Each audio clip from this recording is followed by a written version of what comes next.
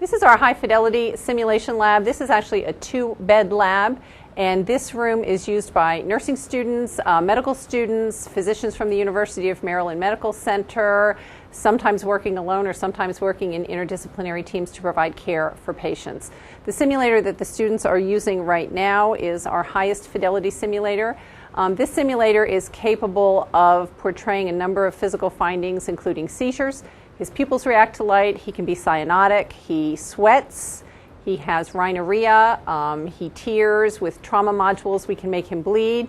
He has heart sounds, lung sounds, bowel sounds, pulses everywhere he's supposed to have pulses. We can simulate different airway complications for our nurse anesthetist students who are practicing intubation and ventilation on challenging patients. And right now we see students providing care to a patient who has been admitted with pulmonary edema. Hi, Mrs. Geyer. I'm Teresa. I'm going to be your nurse today. How are you feeling? I've had better days. You've had better days. All right, can you tell me a little bit more about that? Well, I'm just having a hard time catching my breath, and it's hard to breathe. And sometimes it even hurts when I breathe. Okay, well, we're going to sit you up in your bed, make it a little bit easier for you to breathe. Yep. Her O2 sat is down to 90, and her respirations are up to 20. I'm going to put her on a non-rebreather. Awesome. Great job. What does that mean? We're just going to give you a little bit more oxygen to make it easier for you to breathe, okay? Okay. That should make you feel a little bit better. All right. Just confirming our heparin drip is running at the proper rate. Great. This mask is probably going to feel a little tight, but this is just going to give you more oxygen at a higher concentration, okay?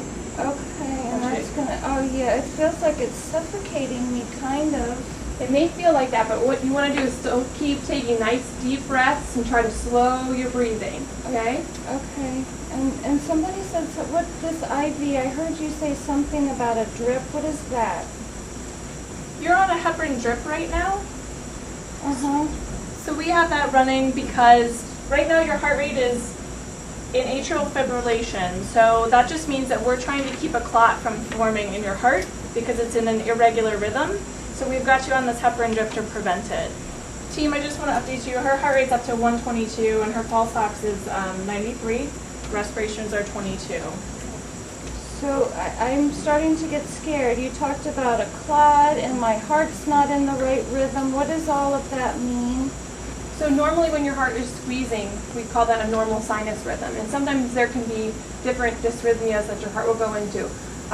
In atrial fibrillation, your heart is just making like a small rapid squeezing instead of that nice firm squeeze that it normally does. So we want to try to correct that. You're doing fine in perfusing, but we're just going to try to have the heparin to make sure that there's no complications as a result of that. Okay. Okay, thank you for explaining. You're welcome. I just got off the phone with Dr. Kenneth. He said we should give Miss Geyer 40 milligrams of Lasix IV push. So I'm just going to go ahead and prepare that.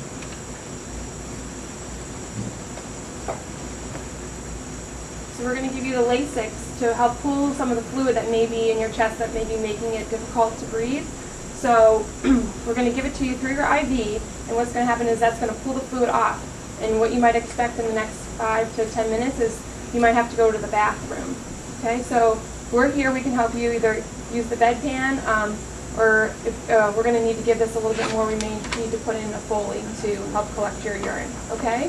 Oh, okay. Yeah, I guess this oxygen is helping a little bit, but I'm still kind of short of breath. Is that normal? That is normal. You're slowing your breathing.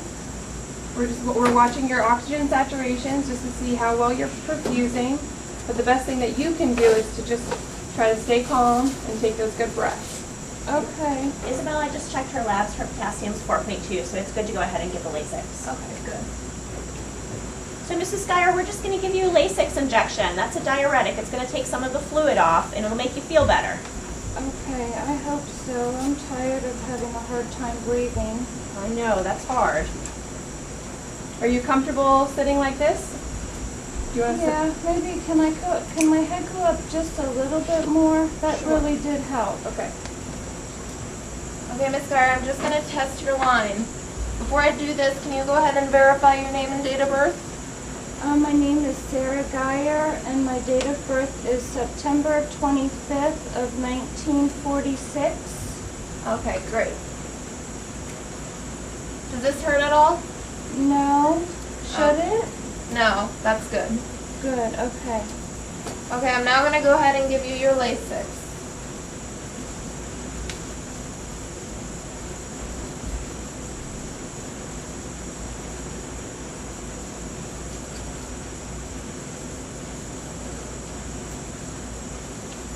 So you said this only takes 5 minutes. Does that mean I'll feel better breathing in 5 minutes? Because I'm so tired of breathing hard like this, and I'm starting to get anxious and really nervous about this. Right, we've talked about a lot of things, but yeah, now that the medication's on board, you're going to see some relief as that fluid gets pulled off, and we just want, the best thing that you can do is just to try to relax, okay? Okay, I'm trying really hard. It is normal to feel a little bit anxious in this situation, okay? But we are here to help you, and we're managing the situation. So just understand it's normal the way you're feeling. Thank you. Don't leave my side though, please, until I start to feel better. Okay. We're right here.